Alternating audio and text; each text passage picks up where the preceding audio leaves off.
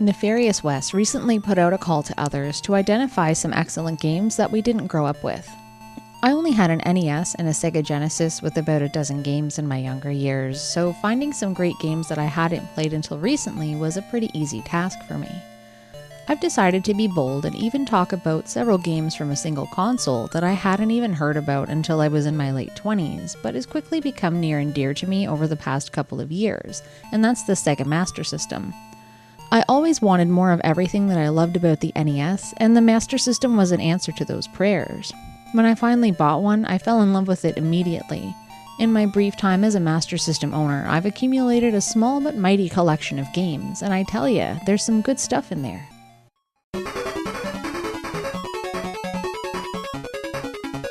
The first game I want to tell you about is Alex Kidd in Shinobi World.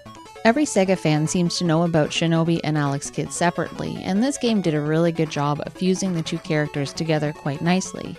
Even though I've never played any other of the Shinobi games, this particular one grabbed my attention from the very start with its hilarious introduction. Alex Kidd's girlfriend gets scooped up by a cape-wearing nemesis a la Ghosts and Goblins, minus the graves, and no one's in their underwear. After being fused with the spirit of a powerful ninja and charged with the task of saving his love, Alex Kidd begins a not-so-typical ninja adventure. The game departs from the usual motions by taking the difficulty down a few notches and lacing every aspect of the game with light-hearted parody.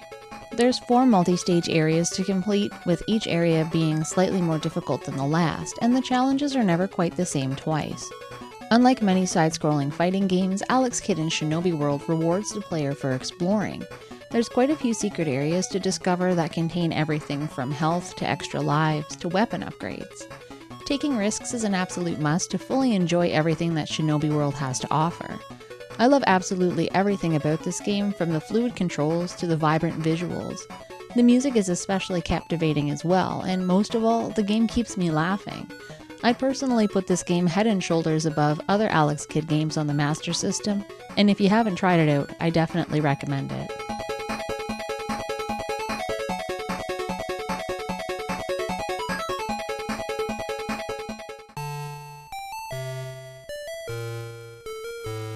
Game number 2 is Ultima IV Quest of the Avatar.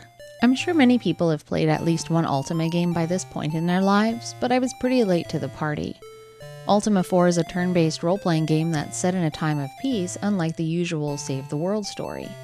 Instead, Ultima IV requires players to become an example of goodness and hope for others by becoming an avatar, and avatarhood is achieved by practicing 8 virtues and essentially being a good person. Things like donating to beggars and sparing non-evil creatures in battle are some examples of living kindly to fulfill this mandate. Of course, the game requires battling to gain experience points, as well as recruiting others to your cause. There's also plenty of dungeon crawling for those of you that like to bust out the graph paper to make your own maps. If I'm being completely honest, this game was tremendously intimidating when I first fired it up. It was originally a computer game that was ported to the Master System, and it's a relatively faithful port compared to the NES counterpart. Though the console interface can seem a little clunky at first, once you learn how to maneuver menus and get a handle on what you actually need to do to progress, the game becomes really fulfilling and almost addictive. Exploring every inch of the map to find shrines and dungeons always had me on the edge of my seat, and most importantly, the game is packed with lore and lessons for real life. I can only speak for myself, but playing as an avatar made me think a lot about my own life and how I'm living it. It's not often that a game has a deep personal effect on me, and I'm still thinking about it even though I finished it months ago now. It's pretty rare that you step into the shoes of a main character with absolutely no backstory and completely make it your own. It's definitely a series I look forward to continuing, and Ultima IV is a great entry point for those of you that haven't played any of the other games.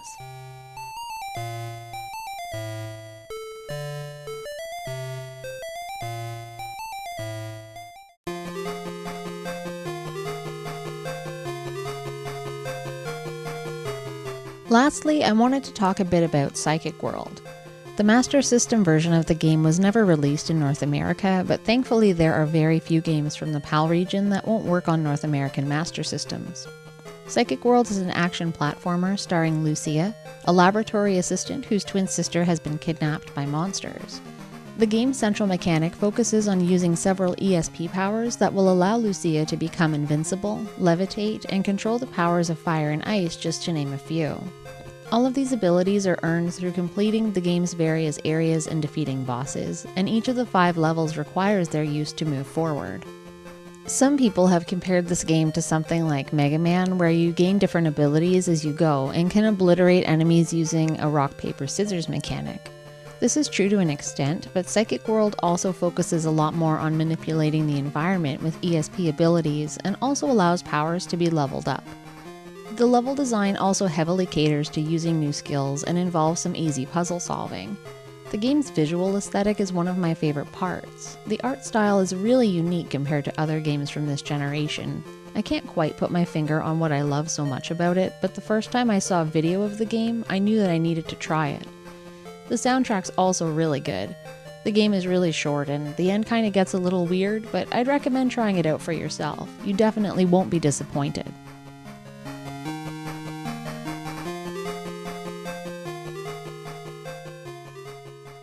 These are just a few of many great games that I've run into while collecting for the Master System over the last couple of years.